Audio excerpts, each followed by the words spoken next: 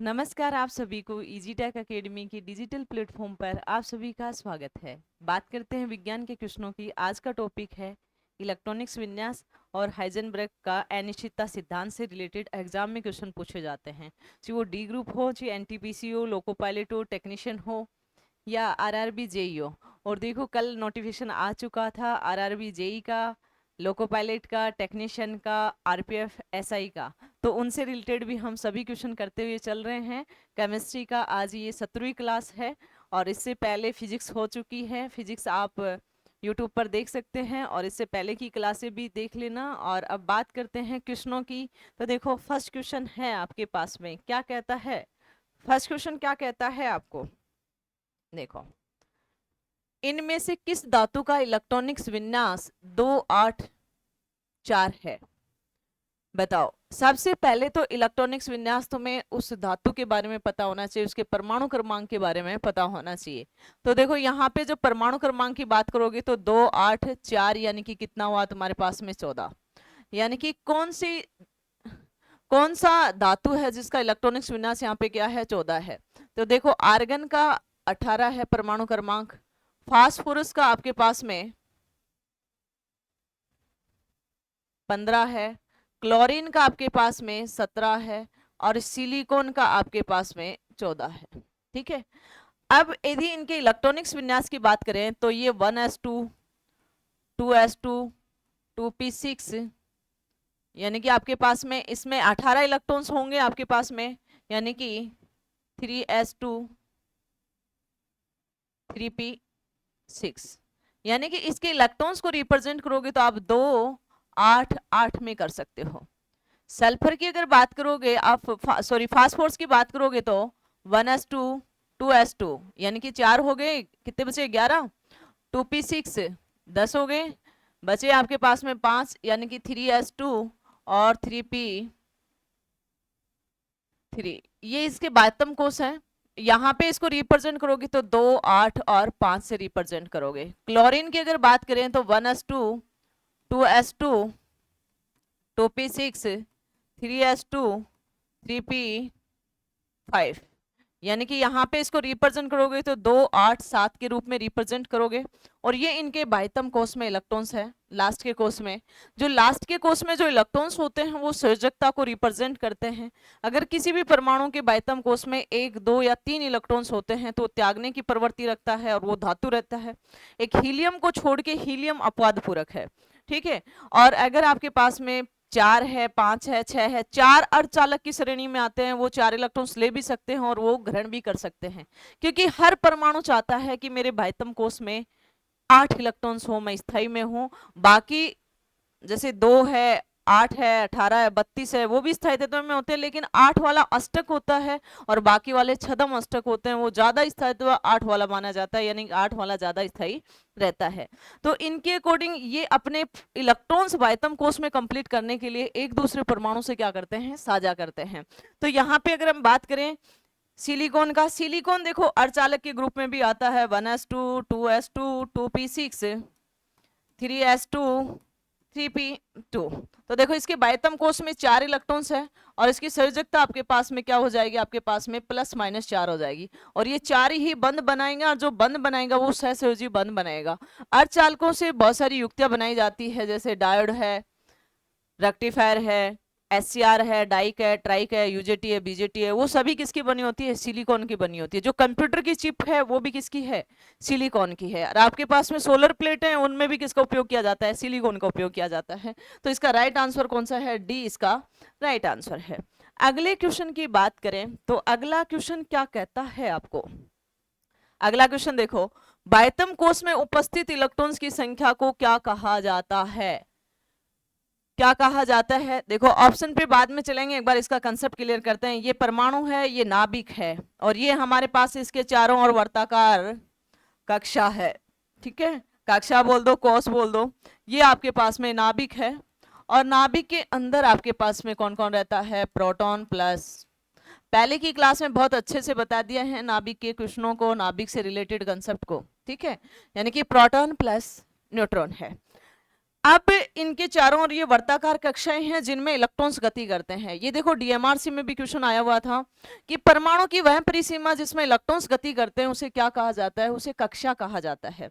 यानी कि आप यहाँ पे इनको क्या बोल सकते हो कि ये आपके पास में क्या है, कोष बोल सकते हो, कक्षा बोल सकते हो, सेल बोल सकते हो या ऑर्बिट बोल सकते हो। ठीक है, इसमें जो इलेक्ट्रॉन्स भरोगे 2n स्क्वायर की सहायता से भरोगे। तो देखो आपने बोला कि यहाँ पे फर्स्ट है, n बराबर फर्स्ट है, तो कितने इलेक्ट्रॉन्स हो जाएंगे आपके पास में, 2। n बराबर में 2 है तो ये कितने हो जाएंगे, 8 हो जाएंगे आपके पास में। ठीक है, अगर कोई आपसे बोले कि n बराबर में 3 है, लेकिन मैं मानो कि मैं कम भर देती हूँ, ये आपके पास में बाह्यतम कोष है जिसमें इलेक्ट्रॉन्स है। तो इस कोष को तो आप क्या कहोगे, सहयोजी कोष कहोगे। क्या कहोगे इस कोष को, सहयोजी कोष कहोगे, वैलेंस सेल कहोगे, और इन इलेक्ट्रॉन्स को क्या कहोगे आप, सहयोजी इलेक्ट्रॉन्स कहोगे, यानी कि वैलेंस इलेक्ट्रॉन्स कहोगे, सहयोजी इलेक्ट्रॉन्स कहोगे। और इस ऊर्जा स्तर को क्या कहोगे आप, सहयोजी ऊर्जा स्तर कहोगे, यानी कि बैलेंस एनर्जी लेवल कहोगे। ठीक है, अब सहयोजी कोष का मतलब क्या है कि वह परमाणु जिसका वह बाह्यतम कोष जिसमें इलेक्ट्रॉन्स उपस्थित हो, वह लास्ट का वो कोष होना चाहिए जिसमें क्या उपस्थित हो, इलेक्ट्रॉन्स हो। और उस कोष को आप क्या कहोगे, बैलेंस सेल कहोगे, यानी कि बैलेंस सहयोजी कोष कहोगे। और उन इलेक्ट्रॉन्स को क्या कहोगे, सहयोजी इलेक्ट्रॉन्स कहोगे, यानी कि बैलेंस इलेक्ट्रॉन्स कहोगे। और उस ऊर्जा स्तर को क्या कहोगे, बैलेंस एनर्जी बैंड गैप बोल सकते हो या सहयोजी ऊर्जा स्तर कहोगे। लेकिन इसके ऊपर जो खाली पड़े हुए कोष है इनको क्या कहोगे आप, चालन कोष कहोगे। और इस ऊर्जा स्तर को क्या कहोगे, चालन ऊर्जा स्तर कहोगे, यानी कि कंडक्शन बैंड। और इन दोनों के बीच में जो अंतर है उसको एनर्जी बैंड गैप कहते हैं, वर्जित ऊर्जा अंतराल कहते हैं, या आप इसको बोल सकते हो फॉरबिडन एनर्जी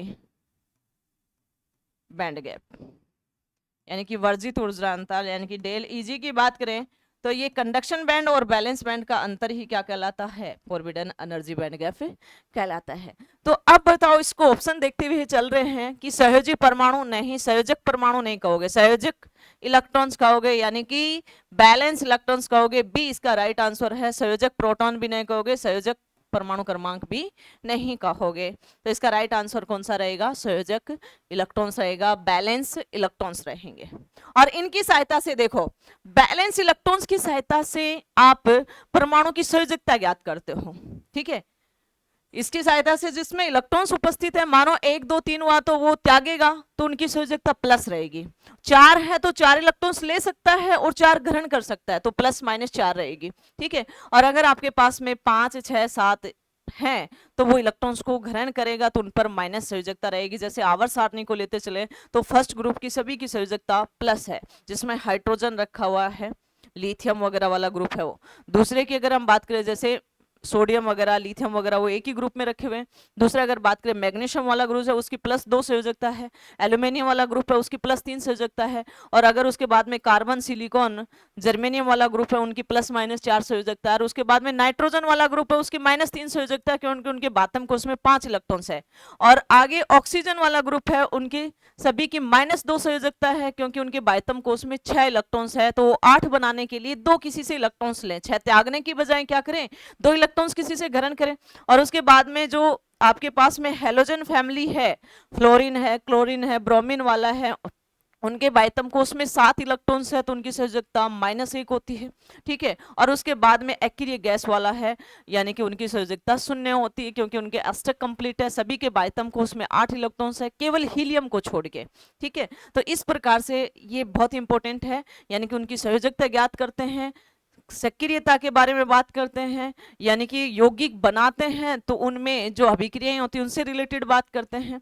तो इससे अगला क्वेश्चन है आपके पास में, अगला क्वेश्चन क्या कहता है आपको, अगला क्वेश्चन कहता है कि हीलियम को छोड़कर सभी नोबल गैसों में सबके बाहरी कोष में कितने इलेक्ट्रॉन्स है। तो सभी के बाहरी कोष में 8 इलेक्ट्रॉन्स है।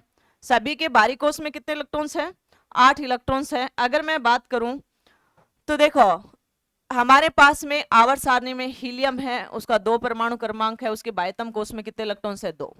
दूसरा हमारे पास में नियोन है, नियोन के बाह्यतम कोश में कितने इलेक्ट्रॉन्स है? ये 10 है परमाणु क्रमांक, यानी कि 2 और 8 है। इससे अगला है मेरे पास में आर्गन है, 18 पे है, तो इसका परमाणु क्रमांक क्या रहेगा? 2, 8 और 8 रहेगा। इससे अगला है हमारे पास में क्रिप्टॉन है, इसका परमाणु क्रमांक 36 है, तो इसका जो 2, 8, 18 और 8 रहेगा। इससे अगला है हमारे पास में जियोन है, इसका कितना है? 54 है, परमाणु क्रमांक 2, 2, 8, 18, 18, 8। देखो इनको काउंट करोगे तो ये 54 ही आएगा। इससे अगला है आरएन है, इसका परमाणु क्रमांक 86 है, 2, 8, 18, 32, 18, 8 है। ठीक है, देखो इनके सभी के बाह्यतम कोश में कितने इलेक्ट्रॉन्स है? 8 है। और ये सब कौन से वर्ग के तत्व है? लास्ट में 18वें वर्ग के हो, इसको एक्रिय गैस भी बोलते हैं। ठीक है, एक्रिय गैस वाला ग्रुप है जो लास्ट का है। ठीक है, तो इनके सभी के बाह्यतम कोश में कितने इलेक्ट्रॉन्स है? 8 इलेक्ट्रॉन्स है, और हीलियम को छोड़ के तो डी इसका राइट आंसर रहेगा। अगले क्वेश्चन की अगर हम बात करें, सार्वधिक स्थिर या एक्रिय परमाणु के बाह्यतम कोश में इलेक्ट्रॉन्स की संख्या कितनी होगी? अभी मैंने बताया कितनी होगी? एक्रिय, यानी कि ये वर्ग कौन सा है? वर्ग 18 है, और इसे क्या बोला जाता है? एक्रिय बोला जाता है। एक्रिय गैस बोल दो या स्थिर बोल दो, तो कितने होंगे? 8 होंगे। हीलियम अपवाद पूर्वक है, यानी कि 2 है, यानी कि डी इसका राइट आंसर है। अगले क्वेश्चन की बात करें तो अगला क्वेश्चन क्या कहता है? एक तत्व जिसका इलेक्ट्रॉनिक्स विन्यास 2, 8, 8 है, तो किस समूह से संबंधित है? देखो 2 + 8 + 8 कितना होगा? 18 है। तो ये 18 आर्गन है, और ये वर्ग कौन से वर्ग में आता है? 18वें वर्ग में आता है। तो इसका राइट आंसर कौन सा रहेगा? सी इसका राइट आंसर रहेगा। अगली अगर हम बात करें अगले क्वेश्चन की, कि किसी भी तत्व का इलेक्ट्रॉनिक्स विन्यास 2, 8, 5 है, तो उस तत्व का नाम है। देखो 2, 8, 5, यानी कि ये परमाणु क्रमांक कितना हुआ? 15। 15 परमाणु क्रमांक फास्फोरस का होता है। ठीक है, कितना रहेगा? 15 रहेगा। अगली अगर हम बात करें इसके इलेक्ट्रॉनिक्स विन्यास का 1s2, 2s2, 2p6, 3s2, 3p3, ये इसका इलेक्ट्रॉनिक्स विन्यास है। और इसकी संयोजकता की बात करें तो ये देखो बाह्यतम कोश में 5 इलेक्ट्रॉन्स है, तो ये 8 बनाने के लिए 3 इलेक्ट्रॉन्स ले ले, तो इसकी जो संयोजकता वो -3 होगी, और नॉर्मली आप इसको 3 लिखते हो। ठीक है, नॉर्मली क्या लिखोगे? 3। तो फास्फोरस इसका राइट आंसर है। अब अगर मैं बात करूं सल्फर, तो सल्फर का परमाणु क्रमांक कितना होता है?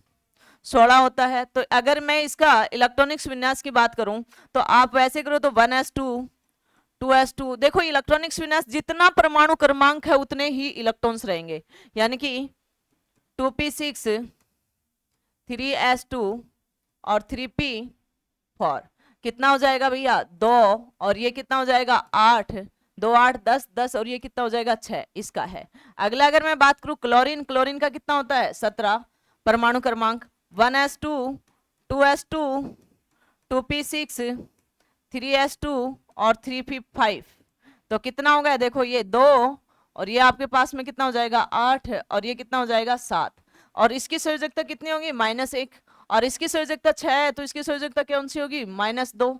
ठीक है, अगला है मैग्नीशियम Mg, Mg का जो परमाणु क्रमांक है वो 12 है, तो 1s2, 2s2, 2p6 कितने हो गए? 10, तो 3s2, तो इसका जो परमाणु क्रमांक है 2, 8, 2 है, तो इसकी संयोजकता क्या हो जाएगी? +2, यानी कि ये 2 आसानी से त्याग देगा, इसलिए इसके बाह्यतम कोश में कितने इलेक्ट्रॉन्स बचेंगे? 8 बचेंगे, और ये स्थायी तत्व में रहेगा। तो इसका राइट आंसर कौन सा है? ए इसका राइट आंसर है। जरूरी नहीं ये पूछे, और भी पूछ सकते हैं। तो तभी तो बोलते हैं कि अदर एग्जाम की हम तैयारी करते हैं तो उन सभी का कंसेप्ट क्लियर होते हुए चलेंगे, यानी कि कोई भी एग्जाम आता है तो इनसे रिलेटेड ही क्वेश्चन पूछा जाता है। तो प्लीज आप चैनल को लाइक शेयर सब्सक्राइब करना। रेलवे में आपको कहीं पे भी कोई मैटर साइंस में पढ़ने की आवश्यकता नहीं है, पूरा इंक्लूड करते हुए चलेंगे। यानी कि प्रीवियस ईयर पेपर तो है ही है, इनसे रिलेटेड जितने कंसेप्ट बनते हैं आसपास के वो सभी कंसेप्ट को क्लियर करते हुए चलेंगे। तो अगली अगर बात करें अगले क्वेश्चन की, अगला क्वेश्चन क्या कहता है, उन 3 तत्वों को नामांकित करें जिनके सबसे बाहरी सेल में केवल 1 इलेक्ट्रॉन्स है। तो देखो मैग्नीशियम, आपके पास में मैग्नीशियम है, तो इसका जो 12 परमाणु क्रमांक है तो क्या हो रहेगा 2, 8 और 2। इसके बाह्यतम कोश में 2 है।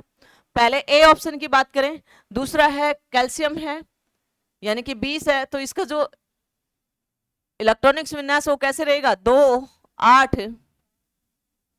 8, 2। तो इसके बाह्यतम कोश में 2 है। अगला है बेरियम है, Ba है। बेरियम की अगर हम बात करें, बेरियम में कितना है आपके पास में परमाणु क्रमांक कितना रहेगा 56 रहेगा। तो कितना हो जाएगा आपके पास में 2, 8, 10 हो गए, 18, 38 हो गए, 18, 8, 2। ठीक है, तो इसके बाह्यतम कोश में भी 2 इलेक्ट्रॉन्स है। लिथियम की अगर हम बात करें, ये तो इसका मतलब है ए ऑप्शन तो नहीं है। बी की अगर हम बात करें लिथियम की, ये ए ऑप्शन के थे, और अगर मैं बी ऑप्शन की बात करूं लिथियम कितना है 3, तो इसके परमाणु क्रमांक 3 है, तो इलेक्ट्रॉनिक विन्यास क्या रहेगा 2, 1। दूसरा कौन सा है सोडियम है Na यानी कि 11, तो 2, 8, 10 हो गया और 1, 11, 1 हो गया। अगला है पोटेशियम, अगला अगर मैं बात करूं पोटेशियम की, तो पोटेशियम के यानी कि 19 है, तो ये कैसे रहेगा 2, 8, 10 हो गए, फिर 8, फिर 1। तो इनके बाह्यतम कोश में 1 इलेक्ट्रॉन्स है। लास्ट के सेल में कितने इलेक्ट्रॉन्स है 1 इलेक्ट्रॉन्स है। तो यहाँ पे आपके पास में बी इसका राइट आंसर है। अगला अगर आपसे बोले कि सी में देखो हीलियम है, इनका परमाणु क्रमांक कितना है 2, तो इसके बाह्यतम कोश में यानी कि 2 इलेक्ट्रॉन्स है। नियोन है, नियोन का मतलब 10 यानी कि कितना है 2, 8 है। आर्गन है, आर्गन का मतलब 18 यानी कि 2, 8, 8 है। यहाँ पे सेलों की संख्या भी पूछ सकते हैं, ये देखो सेलों की संख्या है, तो मैं किसी भी परमाणु को देके उसकी सेल की संख्या भी पूछ सकता है। तुमसे बोले कि आपके पास बेरियम में कितने सेल है, तो 1, 2, 3, 4, 5, 6 सेल है। तुमसे बोले मैग्नीशियम में कितने सेल है, तो 1, 2, 3 सेल है। तुम्हें बोले कैल्शियम में कितने हैं, तो 4 सेल हैं। ऐसे लिथियम में पूछे तो 2 सेल है, सोडियम में पूछे तो 3 सेल है, पोटेशियम पूछे तो कितने सेल है 4 है। ये भी क्वेश्चन बहुत बार आता है आसपास के एग्जाम में, अगर देखोगे तो सीजीएल वगैरह में भी बहुत बार आता है। अगली अगर मैं बात करूं, इससे अगला है, ये ऑप्शन भी नहीं है हमारे पास में। अगर मैं अपने डी की बात करूं, डी ऑप्शन की, तो देखो मैग्नीशियम यानी कि 12 है, तो इसका इलेक्ट्रॉनिक्स विन्यास क्या होता है 2, 8, 2, 3 सेल हो गए। दूसरा आपके पास में हीलियम है यानी कि इसमें 2, 1 सेल हुआ। और तीसरा है नियोन है, तो इसमें कितना रहा अभी 10 यानी कि 2, 8 रहा, ये भी नहीं है। ठीक है, तो राइट आंसर कौन सा है बी इसका राइट आंसर है। और बाकी से रिलेटेड भी आपको एग्जाम में क्वेश्चन पूछ सकते हैं, तो सभी का कंसेप्ट क्लियर करते चलेंगे। साइंस में आप जब भी पेपर दे के आओगे तो फिर क्लास मैच करना, आपको 100% आपको बहुत हेल्प मिलेगी। अगले क्वेश्चन की बात करें, यदि क्रिप्टॉन का परमाणु क्रमांक 36 है तो उसका इलेक्ट्रॉनिक्स विन्यास क्या होगा। देखो जब तुम्हें नहीं आए, देखो सभी पे सिद्ध नहीं होता, ये 36 है तो इनका योग करके देखो क्या 36 होगा, लेकिन योग 36 मिल जाएगा क्या, क्रम 36 सही है। देखो यहाँ पे बोले कि 2 और 18 कितने हो गए 20, 20 और 16 कितने हो गए आपके पास में 36 हो गया। लेकिन ये गलत क्यों है, क्योंकि अगर हम बात करें क्रिप्टॉन की Kr की यानी कि 36 परमाणु क्रमांक है, तो इसमें पहले कोष में कितने इलेक्ट्रॉन्स होंगे 2, दूसरे में कितने होंगे 8, दूसरे में कितने होंगे 8, तीसरे में कितने होंगे 18, उससे अगले में 32 होते हैं, लेकिन अब कितने बढ़ जाएंगे 8। तो देखो कितने होंगे 2 और 8 कितना हुआ 10, 10 और 18 कितने हुए आपके पास में 28 हो गए, 28 और 8 कितने हुए 36 हुए। तो इसका जो सीक्वेंस है, वैसे तो मैं ऐड से अगर आप सीखोगे तो आपका क्वेश्चन 100% गलत होगा। कंसेप्टली सीखो, क्योंकि पहले कोर्स में हम 2 बढ़ते हैं, फिर 8, फिर 18, फिर 32 ऐसे चलते रहते हैं, या फिर 18 18 कर देते हैं। ठीक है, तो ये इसका राइट आंसर कौन सा रहेगा? 2 8 18 8, यानी कि बी इसका राइट आंसर है। अगले क्वेश्चन की बात करें तो अगला क्वेश्चन क्या कहता है, एक तत्व का इलेक्ट्रॉनिक्स विन्यास 2 8 2 है, उस तत्व का नाम है, देखो 2 + 8 + 2, ये परमाणु क्रमांक हो गया, कितना हुआ? 12। तो कौन सा तत्व है जिसका परमाणु क्रमांक कितना होता है? मैग्नीशियम का होता है 12। अभी मैंने बताया भी था इसका इलेक्ट्रॉनिक्स विन्यास 1s2 2s2 2p6 और 3s2, ये इसका परमाणु क्रमांक होता है। तो अगर आपसे बोले कि पोटेशियम यानी कि के का कितना होता है? 19, तो इसको आप बढ़ते हो तो कैसे बढ़ते हो? 2 8 8 और 1। ठीक है, कितना हो गया आपके पास में? और दूसरा है सोडियम, यानी कि सोडियम कितना होता है? 11, यानी कि 2 8 और 1। मैग्नीशियम, ये इसका राइट आंसर है। Mg यानी कि 12, यानी कि 2 8 2। रेडॉन Rn का परमाणु क्रमांक कितना होता है? 86 होता है। तो इसका कैसे भरोगे आप? 2 8 18 32 18 8। ठीक है, जोड़ के देख लेना। तो इसका राइट आंसर कौन सा रहेगा? सी इसका राइट आंसर रहेगा। अगले क्वेश्चन की बात करें कि मैग्नीशियम परमाणु में इलेक्ट्रॉनिक्स का वितरण है, मैग्नीशियम में Mg अभी जस्ट किया है, कैसे रहेगा? पहले में 2, फिर 8, फिर 2, यानी कि 2 8 10 10 और 2 12। तो इसका राइट आंसर ये गलत है। 2 8 3 ये एल्यूमिनियम का है, यानी कि 13 है। ठीक है, तो ये भी गलत है। 2 8 2 राइट आंसर है, और ये इलेक्ट्रॉनिक्स विन्यास के गलत रूल्स हैं, यानी कि सी इसका राइट आंसर है। अगले क्वेश्चन की बात करें तो अगला क्वेश्चन क्या कहता है, यदि एक तत्व का परमाणु क्रमांक 8 है तो उसका इलेक्ट्रॉनिक्स विन्यास क्या होगा? देखो 8 है, ये हमारे पास ऑक्सीजन है, ये 8 है, इसका द्रव्यमान संख्या 16 है। ठीक है, तो देखो इसका इलेक्ट्रॉनिक्स विन्यास कितना होगा? 1s2 2s2 2p6 sorry 2p4। तो देखो ये बाइतम, देखो 2 2 4 4 4 8 हो गए, तो ये बाइतम कोष में ये 6 और ये कितना है? 2।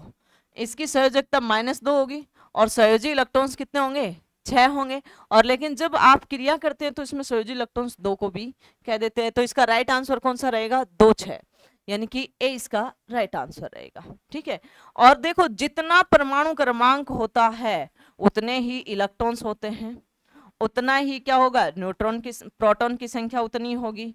और ये ए है, 16 क्या है? द्रव्यमान संख्या है। तो न्यूट्रॉन क्या होगा? द्रव्यमान संख्या माइनस में प्रोटॉन, यानी कि 16 माइनस में 8, यानी कि 8। ये भी पूछ सकता है आगे। ठीक है, आगे ये क्वेश्चन भी आपसे पूछ सकते हैं। अगले क्वेश्चन की बात करें तो अगला क्वेश्चन क्या कहता है, निम्नलिखित में से कौन सा किसी धातु का इलेक्ट्रॉनिक्स विन्यास नहीं है? देखो जब कोई भी धातु होगी तो उसके बाह्यतम कोश में या तो 1 इलेक्ट्रॉन्स होगा, या 2 होगा, या 3 होगा। एक हीलियम को छोड़ दो जिसके बाह्यतम कोश में 2 इलेक्ट्रॉन्स है, और वो क्या है? गैस है, ये अपवाद पूरक है।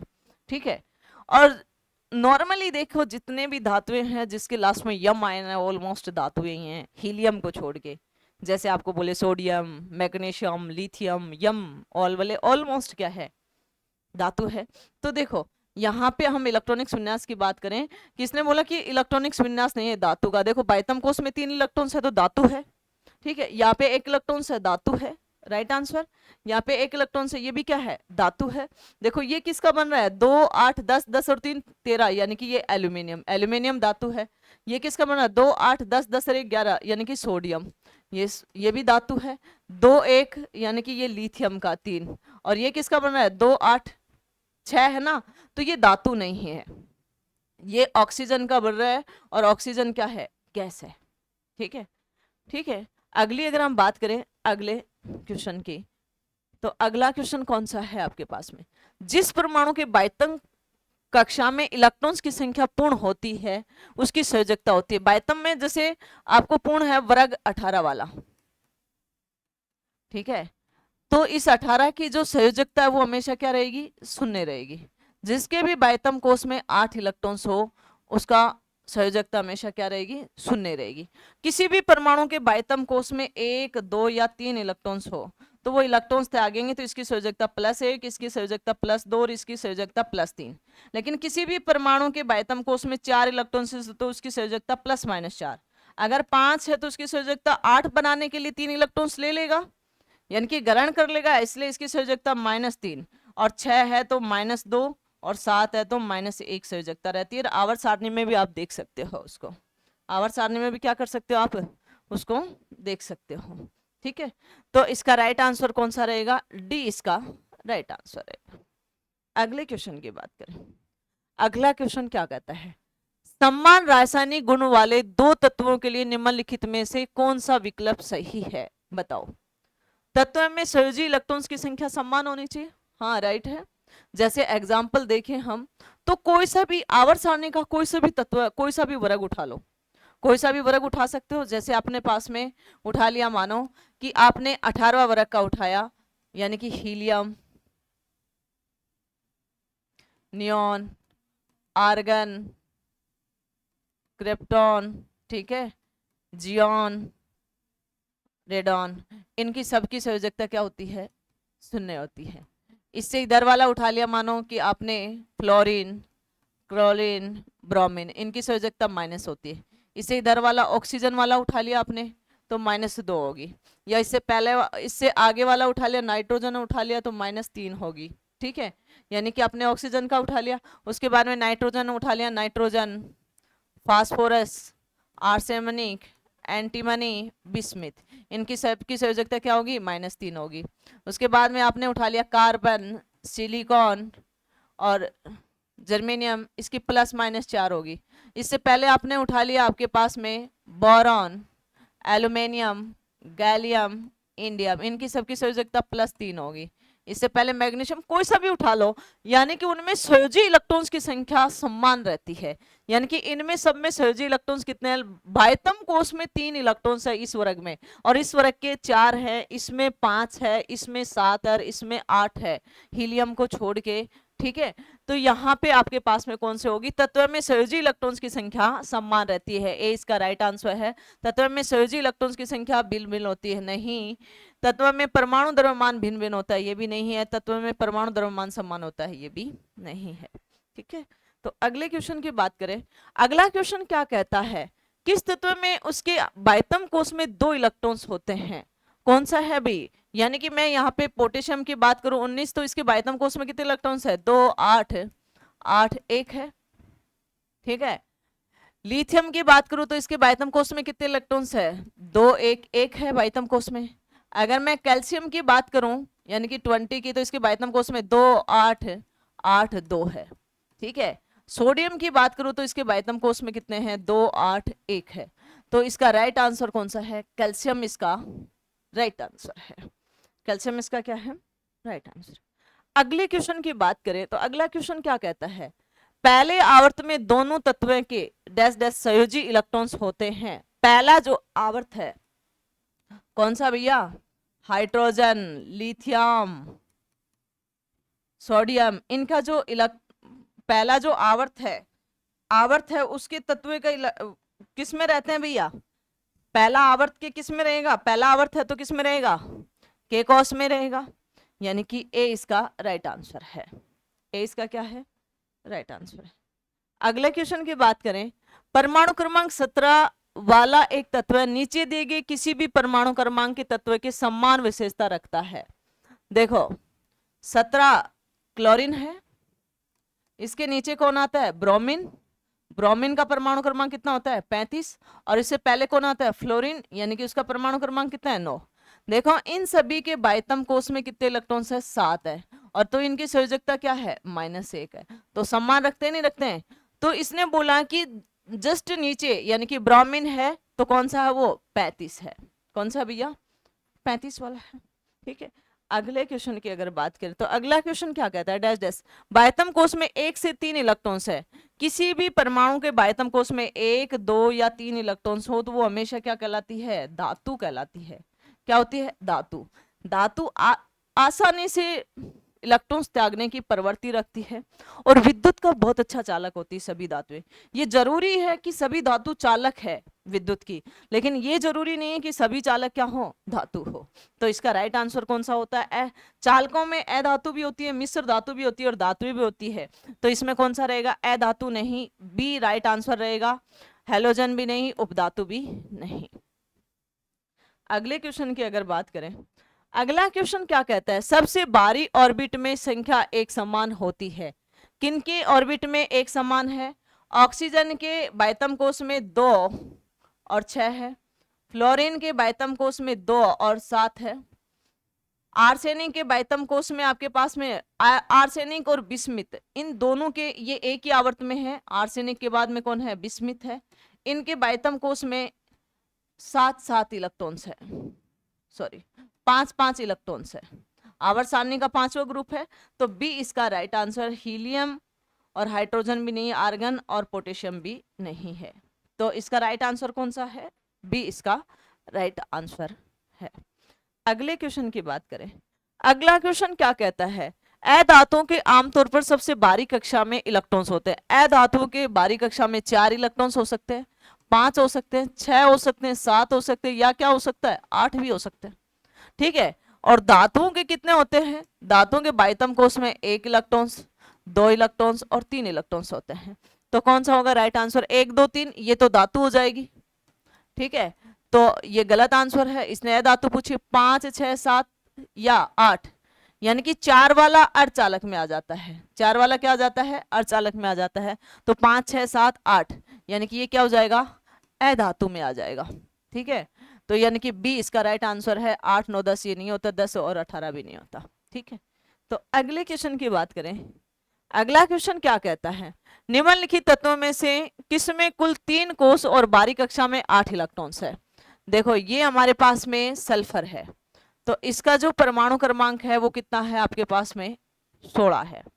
तो 2 8 10 10 और कितने हो गए भैया? 6। तो इसके तो बाइतम कोष में कोष तो 3 है लेकिन 8 इलेक्ट्रॉन्स नहीं है, ये कंडीशन फॉल नहीं है। ये एल्यूमिनियम में 13 है, ये 2 8 और 3, तो ये बाइतम कोष में कितने इलेक्ट्रॉन्स नहीं है? 1 2 3 कोष तो कुल कोष तो 3 है लेकिन बाइतम कोष में 8 इलेक्ट्रॉन्स नहीं है, तो ये भी गलत है। ये फास्फोरस है जो 15 पे है, तो आपके पास में 2 8 और ये कितना आ गया? 5। तो 3 कोष तो हैं, 3 कोष तो, ये कंडीशन तो फुल हो रही है कि कुल कितने को 3 कोष होने चाहिए, तो 3 तो है लेकिन बाइतम कोष में कितने इलेक्ट्रॉन्स नहीं है? 8। आर्गन है ये 18 पे है, तो 2 8 8। तो देखो 3 कोष भी है, 1 2 और 3, कुल कोष कितने होंगे? 3 होंगे, लेकिन इसके बाइतम कोष में कितने इलेक्ट्रॉन्स है? 8 इलेक्ट्रॉन्स भी है। तो इसका राइट आंसर कौन सा रहेगा? डी इसका राइट आंसर रहेगा। देखो अगले क्वेश्चन की बात करें कि यदि तत्व ए और बी का इलेक्ट्रॉनिक्स विन्यास 1s2 2s2 2p6 और 3s1 है और बी का है 1s2 2s2 2p6 3s2 3p2 भी है, तो इन तत्वों की संयोजकता द्वारा यौगिक का सूत्र। देखो ए का इलेक्ट्रॉनिक्स विन्यास आपके पास में 1s2 2s2 2p6 और 3s1, तो बाइतम कोष में 1 है। तो देखो कितने हैं? 2 और 2 4, 4 और 6 10, 10 और 1 11, यानी कि ये ए है, ये इसका परमाणु क्रमांक 11 है, यानी कि ये सोडियम है। ठीक है, और इसकी संयोजकता क्या रहेगी? +1 रहेगी। ठीक है, +1 संयोजकता रहेगी। दूसरे अगर हम बात करें बी का इलेक्ट्रॉनिक्स विन्यास 1s2 2s2 2p6 3s2 और 3p2 है, तो इसके बाइतम कोष में कितने इलेक्ट्रॉन्स है आपके पास में भैया? कौन सा है? 2 और ये कितना है? 2 और 2 4 है। ठीक है, तो इसका देखो काउंटिंग करोगे तो आपके पास में कितना है? यानी कि यहां पे आप 3 करो। ठीक है, यानी कि यहाँ पे आपके पास में कितना है? 3 है। तो देखो ये इलेक्ट्रॉनिक्स विन्यास कितना हो गया? 2 और 2 4, 4 और 6 कितने होंगे? 10, 10 और 2 12, 12 3 15, 15 है। तो ये आपके पास में फास्फोरस है।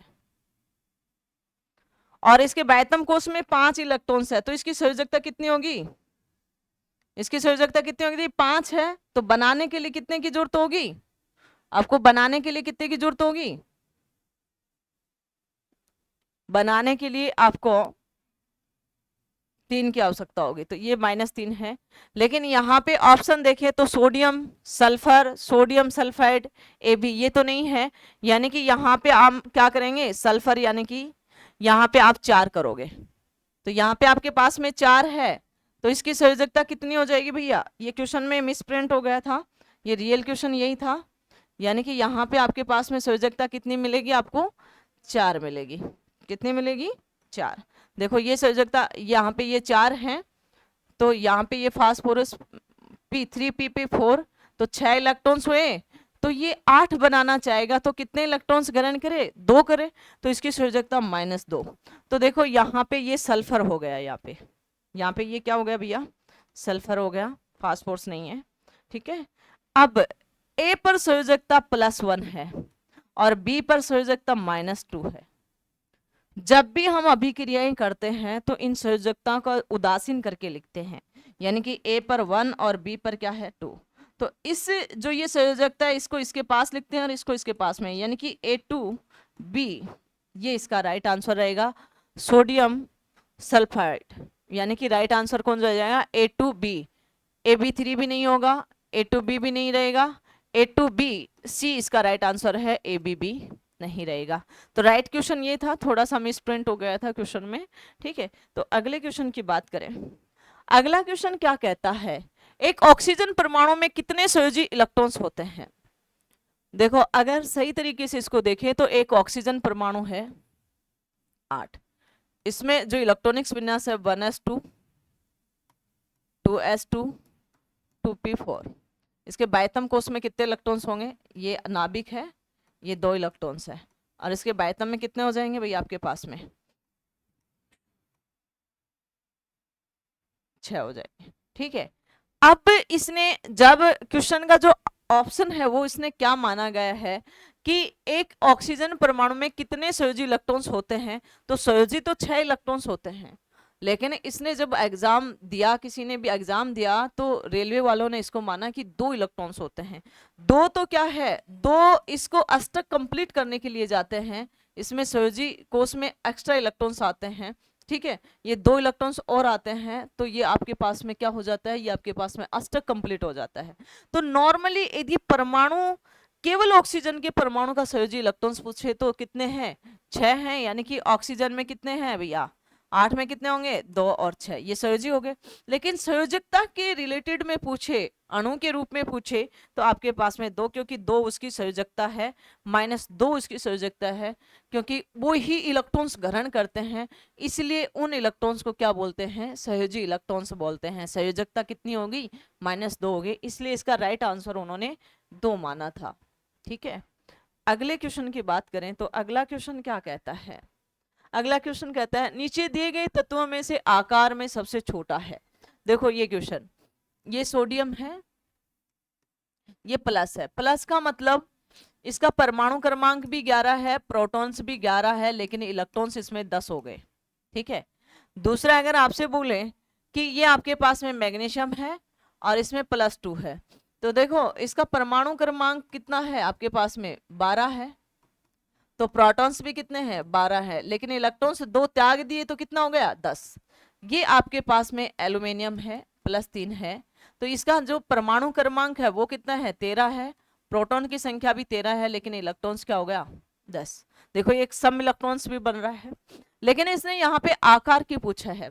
तो जब भी आप आवर्त सारणी में ऊपर से नीचे जाते हो तो आकार बढ़ता है, आकार क्या होता है?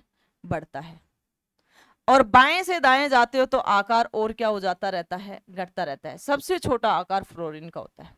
तो देखो ये कैसे है? ऐसे ही तो है, तो देखो इसमें सबसे छोटा आकार, सबसे बड़ा आकार, सॉरी, आवर्त सारणी की तरफ से देखोगे तो आपके पास में क्या आया? ईएन प्रभाव वगैरह कभी पड़ा हो तो ये बड़ा, फिर ये इससे छोटा, फिर ये सबसे छोटा। तो इसके अकॉर्डिंग आपके पास में सोडियम का सबसे बड़ा, उसके बाद में मैग्नीशियम का, और उसके बाद में एल्यूमिनियम का। ठीक है, तो सबसे छोटा बोले तो आपके पास में एल्यूमिनियम है। ठीक है, और अगर सबसे बड़ा बोले तो आपके पास में सोडियम है। तो इसका राइट आंसर सी रहेगा। और आकार में सबसे छोटा एल्यूमिनियम है और सबसे बड़े में बोले तो सोडियम है। ठीक है, ये आवर्त सारणी के बाएं से दाएं जाते हैं, बाएं से दाएं जाएंगे तो आकार छोटा रहता है और ऊपर से नीचे जाएंगे तो आकार बढ़ता है। ठीक है, इसका राइट आंसर है एल्यूमिनियम। अगले क्वेश्चन की बात करें। अगला क्वेश्चन क्या कहता है, इलेक्ट्रॉनिक्स विन्यास 2 6 वाले तत्व की पहचान, यानी कि 2 6 कितने का है, परमाणु क्रमांक कितना हो गया 8। 8 पर कितना होता है, ऑक्सीजन होता है। तो कौन सा है, नाइट्रोजन, यानी कि नाइट्रोजन 7 पर होता है, यानी कि उसका है 2 और 5। ऑक्सीजन का कितना होता है, 8 पर होता है, यानी कि 2 6। क्लोरीन किस पर होता है, 17 पर होता है, इसका मतलब है 2 8 7। ब्रोमीन आपके पास में कितने पर होता है, आपके पास में ब्रोमीन 35 पे होगा। ठीक है, तो इसका जो इलेक्ट्रॉनिक्स विन्यास है वो 2 और 8 10 और कितना हो जाएगा 18 और फिर क्या हो जाएगा 7। तो इसका राइट आंसर कौन सा रहेगा, बी इसका राइट आंसर रहेगा। अगले क्वेश्चन की बात करें। अगला क्वेश्चन क्या कहता है आपको, इनमें से कौन सा धातु का इलेक्ट्रॉनिक्स विन्यास है। धातु के इलेक्ट्रॉनिक्स विन्यास देखोगे जिनके बाह्यतम कोश में 1 इलेक्ट्रॉन हो, 2 हो या 3 हो, वो धातु का इलेक्ट्रॉनिक्स विन्यास है। तो देखो ऑप्शन देखते हुए चलते हैं। यहाँ पे 3, यानी कि ये ही धातु का इलेक्ट्रॉनिक्स विन्यास है। 6 हुआ, 5 हुआ, ये अधातुओं का है। और 4 वाला हुआ ये अर्ध चालक है। और 5 हुआ, 6 हुआ, 7 हुआ या कितना हुआ 8 हुआ, तो ये किसका है, अधातुओं का है। और ये किनका है, धातु का है। ठीक है, तो इसका राइट आंसर कौन सा रहेगा, ए इसका राइट आंसर रहेगा। अगले क्वेश्चन की बात करें तो अगला क्वेश्चन क्या कहता है, एक तत्व का इलेक्ट्रॉनिक्स विन्यास 2 8 7 है तो इसकी संयोजकता क्या होगी। देखो 2 8 प्लस 7 यानी कितना है 17। ठीक है, ये क्लोरीन है। देखो यहां से आप देख के बता दोगे ये 7 है। हर परमाणु चाहता है कि मेरा अष्टक कंप्लीट हो, तो ये किसी न किसी से 1 इलेक्ट्रॉन से लेगा। 1 इलेक्ट्रॉन से लेगा तो इसकी संयोजकता माइनस, और इस माइनस को आपने 1 से रिप्रेजेंट कर दिया, तो इसकी राइट आंसर रहेगा 1। ठीक है, 1 इसका राइट आंसर रहेगा। और ये क्लोरीन का है, ये 35.5 इसका द्रव्यमान होता है। तो इसमें परमाणु क्रमांक 17 रहा, तो इलेक्ट्रॉन्स भी कितने हुए 17, प्रोटॉन्स भी कितने हुए 17, और द्रव्यमान संख्या कितनी हुई 35.5 हुई। लेकिन न्यूट्रॉन की संख्या, द्रव्यमान संख्या माइनस में प्रोटॉन की संख्या, 35 माइनस में 5 कितना हो जाएगा 18. ठीक है, अगले क्वेश्चन की अगर हम बात करें तो अगला क्वेश्चन क्या कहता है आपको, एक परमाणु का इलेक्ट्रॉनिक्स विन्यास 2 8 7 है तो इस तत्व का परमाणु क्रमांक क्या होगा। भैया सभी को जोड़ दो, 2 8 प्लस 7 यानी कितना होगा, परमाणु क्रमांक 17 रहेगा। परमाणु क्रमांक भी 17 रहेगा, इलेक्ट्रॉन्स भी 17 रहेंगे और प्रोटॉन्स भी क्या रहेंगे 17 रहेंगे। तो इसका राइट आंसर कौन सा रहेगा, ए इसका राइट आंसर रहेगा, जो आरआरबी जेईई में आया हुआ क्वेश्चन है। ठीक है, अगले क्वेश्चन की बात करें कि किसी भी तत्व का इलेक्ट्रॉनिक्स विन्यास 2 8 5 है तो उसकी प्रोटॉन की संख्या ज्ञात कीजिए। यानी कि 2 8 5 है तो 2 8 5 यानी कि 15। ठीक है, तो देखो ये 15 है, फास्फोरस है वैसे तो। ठीक है, तो ये 15 है तो इसमें परमाणु क्रमांक 15 है, तो प्रोटॉन की संख्या भी कितनी है 15, और इलेक्ट्रॉन्स की संख्या भी यहाँ पे क्या है 15। तो इसका राइट आंसर कौन सा रहेगा, बी इसका राइट आंसर रहेगा। अगले क्वेश्चन की बात करें तो अगला क्वेश्चन क्या कहता है, निम्नलिखित में से किस तत्व का इलेक्ट्रॉनिक्स विन्यास 2 8 3 है।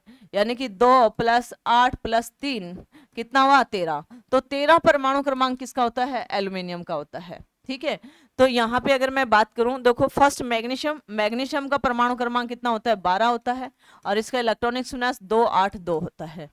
एल्यूमिनियम आपको दे रखा है 13 है, और इसका इलेक्ट्रॉनिक्स विन्यास 2 8 3 होता है।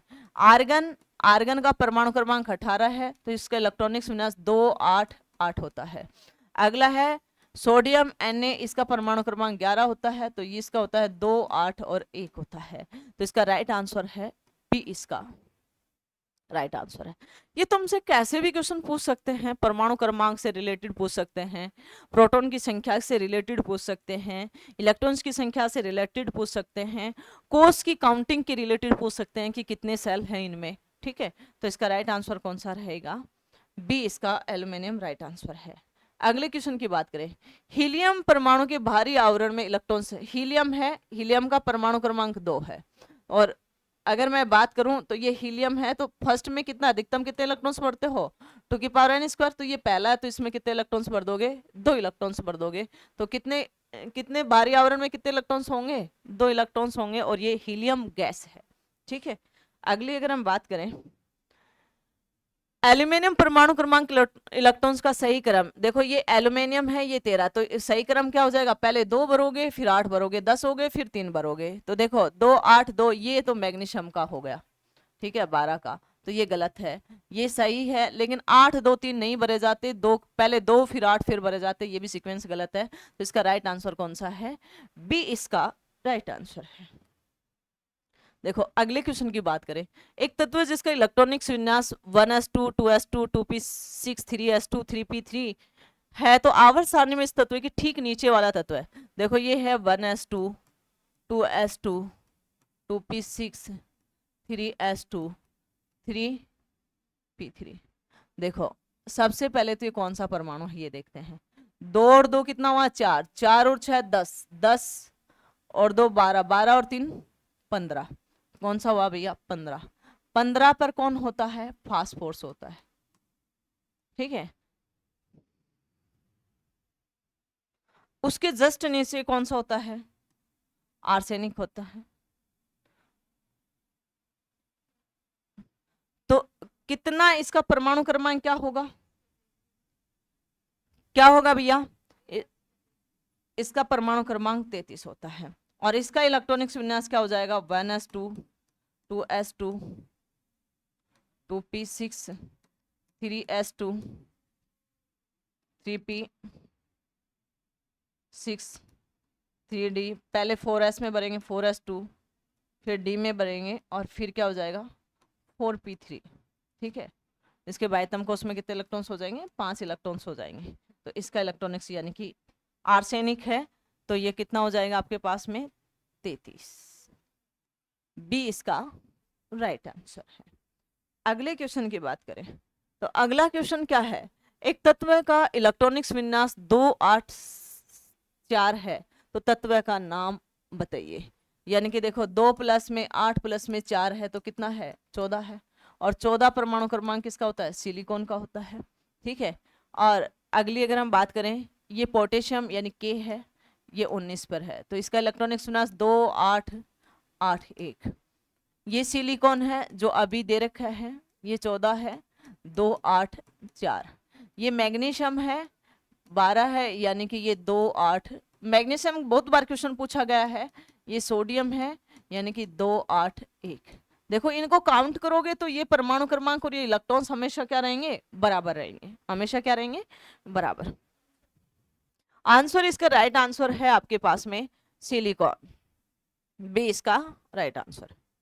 अगले क्वेश्चन की बात करें, एक तत्व का इलेक्ट्रॉनिक्स विन्यास 2 8 8 1 है, तो वह तत्व का नाम बताइए। यानी कि 2 + 8 + 8 + 1, 2 8 10 10 और 8 18 और 1 19, ये 19 है, तो इसका क्या है आपके पास में, पोटेशियम, यानी कि 19 है।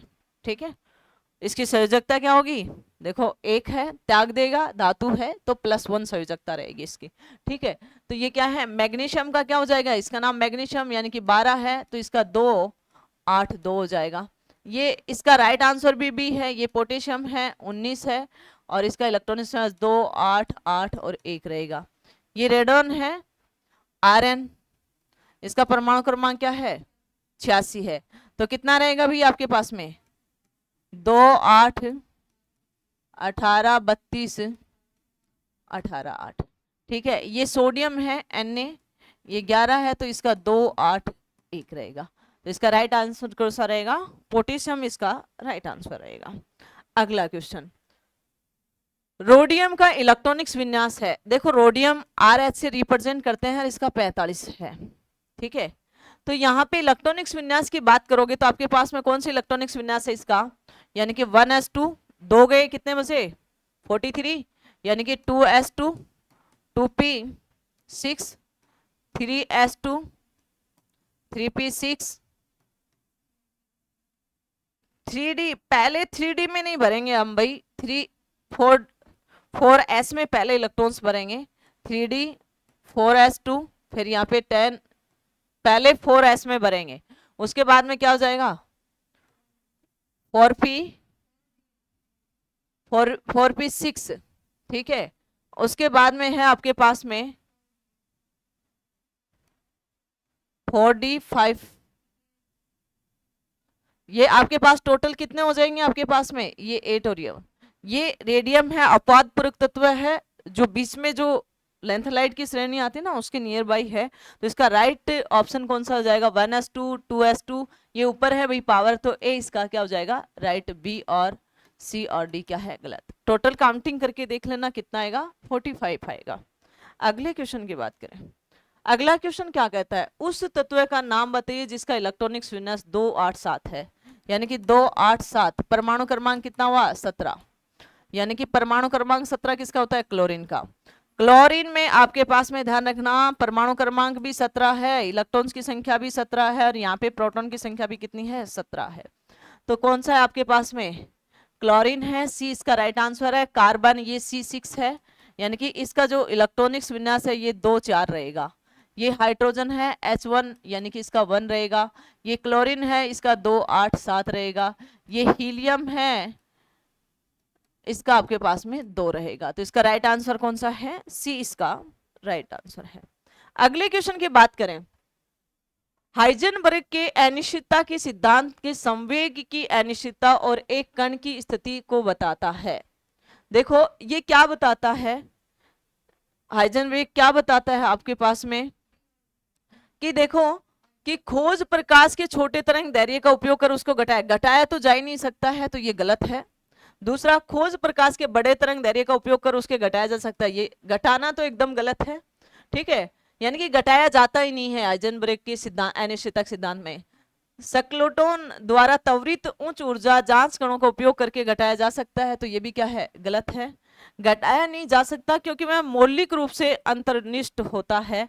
तो राइट आंसर इसका क्या है डी।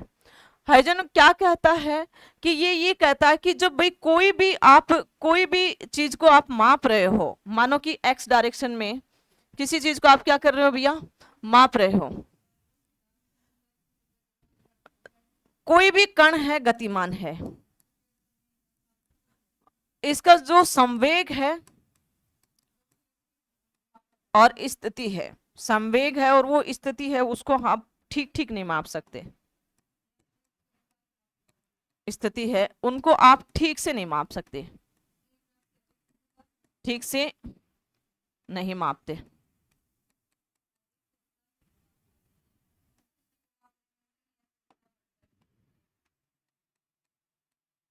देखो एक राशि को अगर मानो एक राशि को शुद्ध माप रहे हो तो दूसरी राशि में, एक राशि शुद्ध माप रहे हो तो दूसरी राशि में उतनी क्या बच जाएगी, अशुद्धता बढ़ जाती है।